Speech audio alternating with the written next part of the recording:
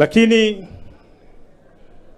kwanza nina furaha kuwa nanyi katika tamaduni hii ya Waluo.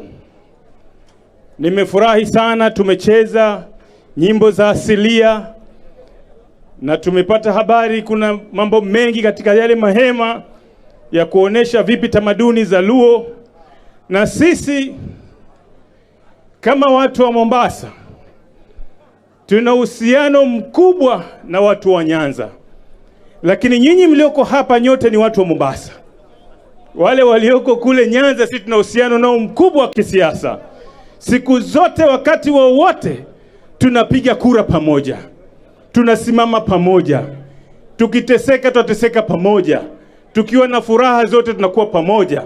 Hata juzi tu wakati Nyanza wanatandikwa tear gas, hata si huku tunatandikwa, kwa sababu sisi na uhusiano mkubwa wa kisiasa na watu wa Nyanza. Tunashukuru sana Baba Raila Amolo Odinga, mfalme wa Luo, Mama Martha Karua. Sisi hapa Mombasa, sisi ni watu wa baba na hatubadiliki kabisa. Hata tukatembelewa miaka yote, lakini sisi mwelekeo wetu ni baba. Pale baba anasema ndio sisi tunaelekea huko. Ama namna gani? Si ni hivyo? Kikubwa nitawaomba tuendelee kushikana pamoja. Tusigawanywe kwa shilingi 3-4. Tusimame pamoja, wakija wazungumze, baba akija nasafisha ile uchafu yote ilikuwa hapa.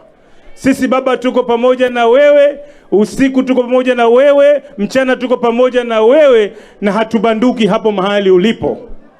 Kwa hivyo leo hasa tumekuja kwa tamaduni ya Waluo, tumefurahi sana. Lakini kabla sijaendelea, nichukue nafasi hii kumwalika mjumbe wa Mvita, Mheshimiwa